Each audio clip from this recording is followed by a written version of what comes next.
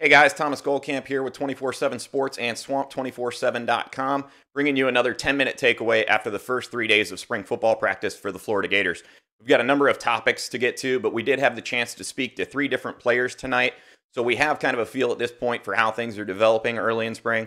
Obviously, they're only a fifth of the way through right now, so there's still plenty to develop, plenty of things that are going to happen.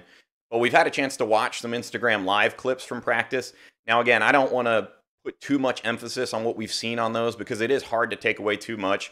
Just given the graininess of the videos a little bit, the field of view, it's a little bit hard to have that depth perception where you kind of know what you're looking at all the way. But we have a few observations for you, and I think in speaking to players tonight, we have a little bit better sense of kind of how things are shaking out early. So let's get to it. We talked to Mahmoud Diabate tonight, and obviously one of the big topics was his transition to linebacker. He's a guy that played that position for the first time last year, and I thought really started to come on strong towards the end of the season. We talked to Diabate about that development. Obviously, he had played defensive end throughout his entire career leading up to 2020, and Diabate said he was really impacted by the loss of spring football. You could tell that early in the season, he was really trying to find his footing, didn't quite seem very comfortable. Probably still needs to add a little bit more size. That's something he talked about. He'd like to get into the 235-pound to 240-pound range before the season starts. Now, he did lose 7 to 8 pounds last season as the year went on, which a lot of guys do. Typically, once you're not doing that regular strength and conditioning program, you're playing a game each weekend, you lose a little bit of weight. But Diabate has been able to put that back on in just the 2 months since the Cotton Bowl ended. And then he's also added another 5 to 6 pounds. So I think he's going to be a guy that physically is in much better shape, ready to take on a larger role next year. And what we saw from him late in the season was obviously he offers a lot of athleticism to the position. But I think him now having an additional spring ball to kind of learn, he said that he really didn't really feel comfortable until about halfway through the team's COVID break after that Texas A&M game. He was not one of the players that had COVID-19 during that time period. So he really had an extra 2 weeks to kind of spend in the lab, so to speak, breaking down his film, really working with the defensive coaches and figuring out exactly what he needs to do from a technique standpoint. So I think he's a guy that you could, again, potentially look at as a big breakout player next fall. I think he seemed much more confident speaking to us in this interview setting. He was a guy that last year was a little bit shorter, but you can just kind of tell right now he's a much more confident player heading into his second season on defense. And he's not the only guy that's in that boat. Trey Dean's a safety who had moved around a bunch. He's feeling more comfortable, and he's another one of the guys that we talked to on Monday night after the third practice of the spring.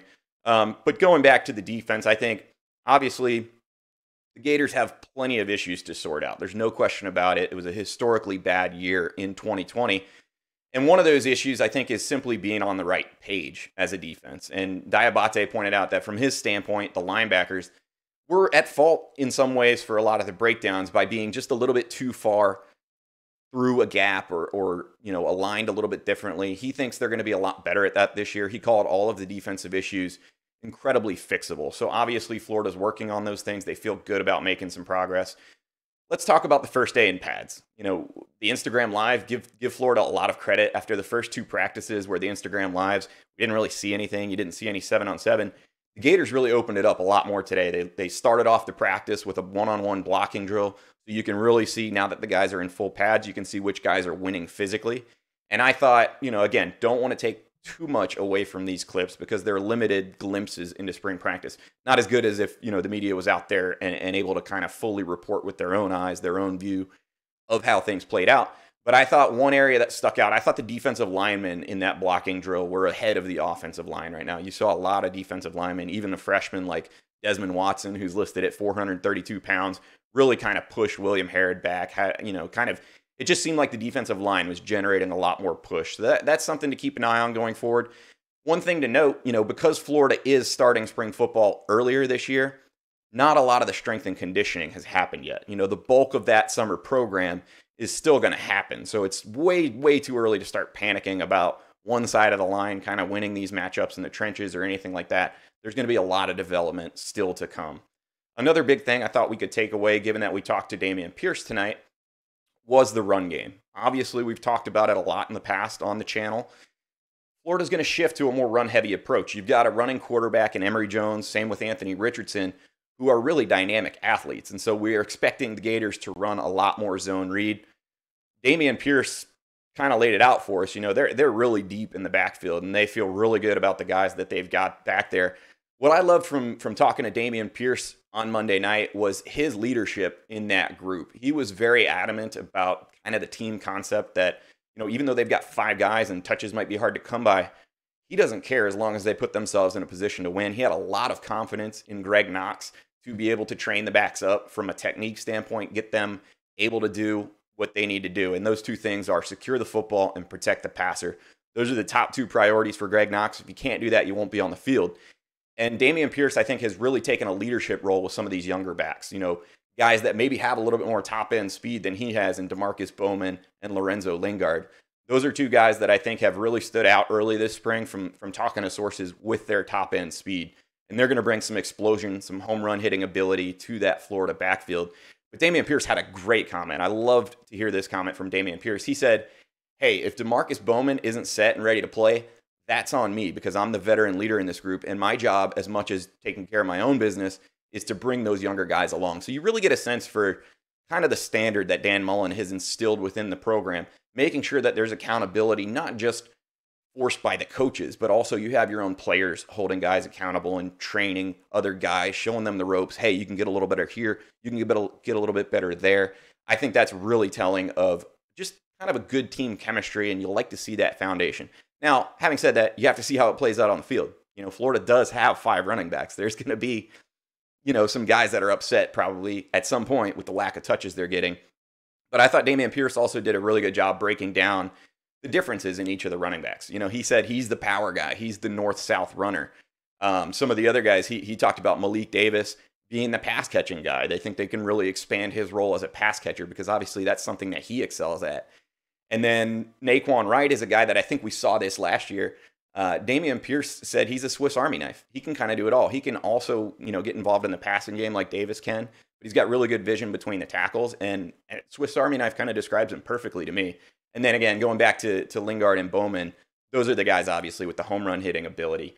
Now, how quickly they can pick up the playbook and kind of get involved in the offense is going to be interesting because I do think those guys give you some real top-end ability if they can continue to develop. But I love the attitude that Dameon Pierce took towards that room and kind of the competition that we're going to see fuel all of those guys to improve and really start to lock down on the things that they need to fix. So the other takeaway I had from Pierce, he said the run game, we've talked a lot about there being a big shift after 2 years of Kyle Trask to the more zone read run game.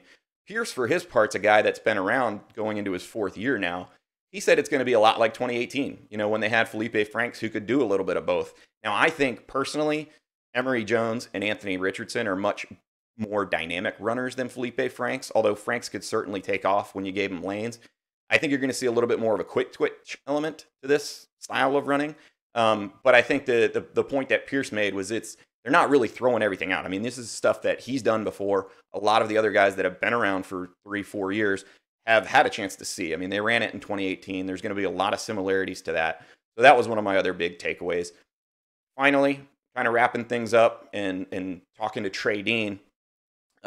Dean raved about Wesley McGriff, who's coaching the safeties up now after Florida moved on from Ron English.